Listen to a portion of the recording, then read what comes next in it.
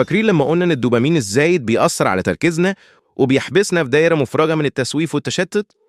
في الجزء اللي فات فهمنا المشكلة، بس دلوقتي جه وقت الحل. في الجزء ده هنجاوب على السؤال اللي دايما بيجي بعد كل نظرية: طب أبدأ منين وأعمل إيه؟ هنمشي سوا خطوة بخطوة في خطوات بسيطة وواضحة تقدر تبدأ تطبقها من النهاردة علشان تسترجع تركيزك وتكسر الحلقة اللي كل يوم بتسحبك بعيد عن أهدافك. يعني ببساطة لو عايز ترجع تسيطر على وقتك، تركيزك وطموحاتك، ركز معانا. الحلقة دي بناء على كتاب دوبامين ديتوكس لكيفو موريس. إيه هي الخطوات العملية للديتوكس؟ الخطوة الأولى: حدد أكبر مشتتاتك. اكتب عمودين مسموح وممنوع. في العمود الأول اكتب كل الأنشطة اللي هتسمح لنفسك تعملها، ممكن تكون تمشية، الشغل على مشروع، أو قراءة كتاب. في العمود الثاني اكتب كل الحاجات اللي لازم تتجنبها زي اليوتيوب أو السوشيال ميديا مثلا. الخطوة الثانية: حط حواجز. كل ما حاجة يكون صعب الوصول ليها كل ما تقل احتمالية انك تعملها، والعكس صحيح. فصمم البيئة بتاعتك بحيث تخلي السلوكيات غير المرغوب فيها أصعب للتنفيذ والسلوكيات المرغوب فيها أسهل. يعني مثلا لو موبايلك هو أكبر مصدر تشتيت ليك، الغي كل الإشعارات وحطه في غرفة تانية.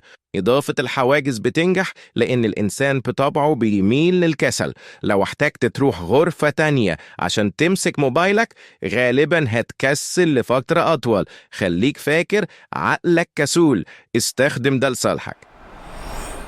الخطوة الثالثة: ابدأ الصبح قبل ما توصل للتحفيز الزايد. لو فتحت موبايلك أو دخلت على الإنترنت أول ما تصحى غالباً هتبقى متشتت. الروتين الصباحي هيساعدك تبدأ يومك بتركيز قوي. اكتب 3 حاجات بسيطة ممكن تعملها كل صبح.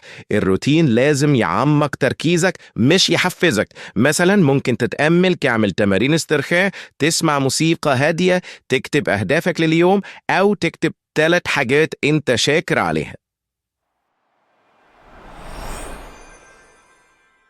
إزاي أزود تركيزي عشان أقدر أنجز مهامي الرئيسية كل يوم بشكل أسهل؟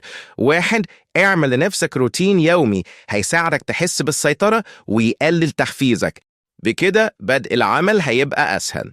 اختار وقت ومكان معينين وثابتين هتشتغل فيهم على المهام الرئيسية كل يوم. 2. اختار محفز إيجابي وانت بتبني روتينك اليومي يساعدك على تهدئة عقلك زي كوباية شاي على مكتبك مثلا.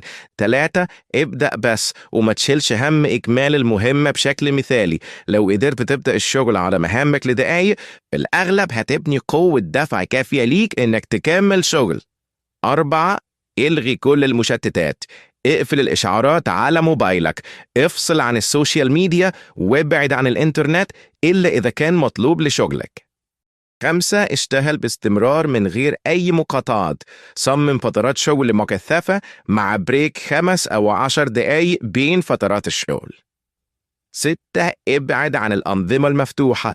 المشتتات غالباً بتكون مرتبطة بنظام مفتوح وهو عبارة عن حالة بتوفر لك إمداد ما بينتهيش من المحفزات اللي جاية لك من بره، زي مثلاً فيسبوك، يوتيوب، والإنترنت بشكل عام. كل مرة بتدخل نظام مفتوح بتعرض نفسك للتحفيز الزايد.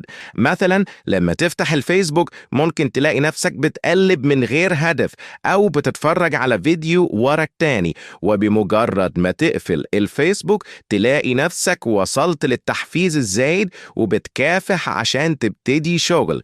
مع الأنظمة المفتوحة مفيش نهاية لطرق التشتت، فبدل كده صمم أنظمة مغلقة ودي مش بتديك مجال للتشتت وبتجبرك تشتغل بس على مهمتك زي ملفات إكسل، وورد أو باوربوينت.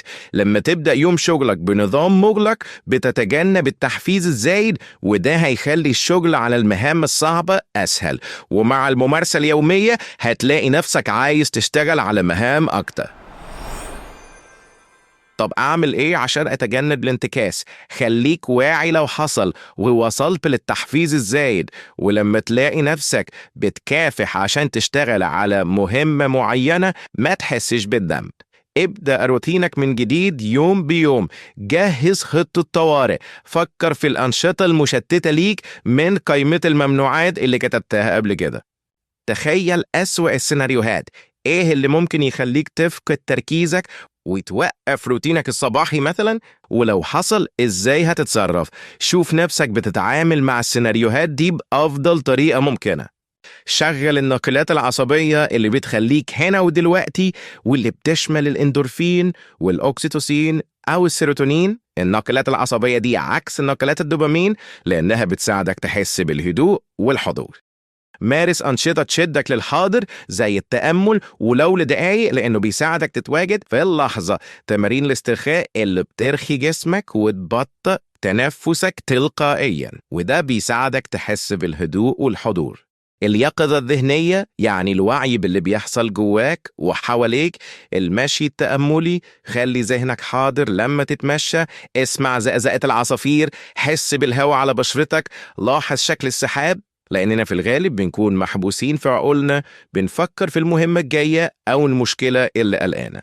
التفاعلات الاجتماعية العميقة، وده بيفعل ناقلات عصبية زي الأوكسيتوسين اللي بيتسمى أحيانا هرمون الحب.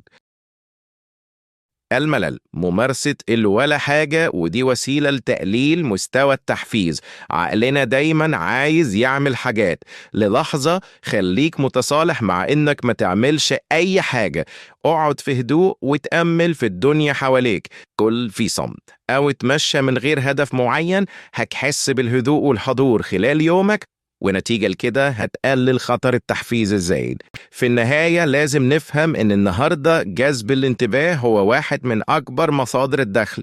تركيزك غالي جدا، وعشان كده وسائل التواصل بيعملوا كل اللي يقدروا عليه عشان يخلوك قدام شاشتك أطول وقت ممكن، لكن تركيزك غالي بالنسبة لك برضه. لما تستعيد تركيزك وتستخدمه لتحقيق أهدافك تقدر تغير حياتك. دايما هيكون في حد بيحاول يشد انتباهك، ودايما عندك اختيارين: يا تحمي تركيزك عن طريق بناء عادات وأنظمة، أو تخلي أي حد يشتتك عن الحاجات المهمة اللي محتاج تعملها بوقتك. في الحلقة اللي جاية هنتكلم عن كتاب شكله بسيط لكن معناه كبير. كتاب هيعلمك ازاي تتعامل مع ضغوط الحياة اليومية، وازاي ما تسيبش الحاجات الصغيرة تسرق منك راحتك وسلامك النفسي. هنتعرف على أفكار عملية تخليك تبطل تعيش على وضع الطوارئ طول الوقت، وتتعلم تبص للمواقف بطريقة مختلفة، وتسيب اللي ما يستاهلش يعدي عشان تركز على اللي فعلا مهم. استنونا، الرحلة هادية وعميقة مع كتاب ما تقلقش على الحاجات الصغيرة وكلها حاجات صغيرة لريتشارد كارسون. سلام.